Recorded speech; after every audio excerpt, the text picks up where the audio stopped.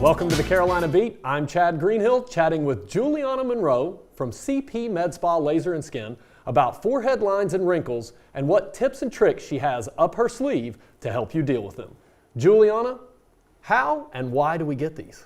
So, Chad, the way we learn how to express our emotions physically, like through our facial expressions, is by watching our parents when we're little babies. So if you imagine an infant, as you're looking right at them, they're mimicking you, they're trying to make the expressions you are. And it's interesting that that's how we kind of get these patterns of expression. Sure.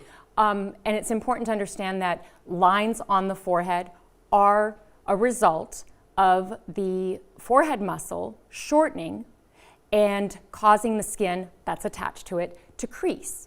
So you get that shortening of a vertical muscle because the forehead muscles fibers run vertically, and you get this contraction. The question is, why do some people have a lot of lines? Sure. And some people have no lines? And that goes back to just kind of what you were used to doing and what you reach for expression-wise. There is a little bit of a caveat to that. Sometimes we do it as an adaptive move. We are trying to see better. So we're raising the brows because contracting the forehead muscles causes elevation of the eyebrows. And sometimes we do that because we have some heavy lids. There are people just naturally with puffier, just a naturally heavier lid. It doesn't have anything necessarily to do with an allergic reaction or Sure. something that we're going to talk about in another segment. Right. But it just so happens that maybe their eyes are set a little deeper in. So we end up doing it to see better. So then the question is, what do we do about it? Right. We reach for the neuromodulators like Botox, Dysport, Xeomin. These are the products that are going to be injected into the muscle that are going to cause a temporary relaxation of the muscle and basically impair it for a short period of time from being able to lift that brow. We have a problem. If you reach for the raising of your eyebrows as an adaptive measure, you're going to kind of have a little bit of an issue there because you're going to try to see better, right? You're going to try to open the eye up more. Sure. You're going to try to lift the brow up, but you can't because the neuromodulator has caused that temporary relaxation. So at that point, we have to discuss other options that may involve skin tightening or microneedling to cause an increase in collagen production over a short period of time, stuff like that. Sure. So you're saying that if we have some injections and it might actually affect the way that we see or how that we function as if we are one of those people that has one of the heavier eyes?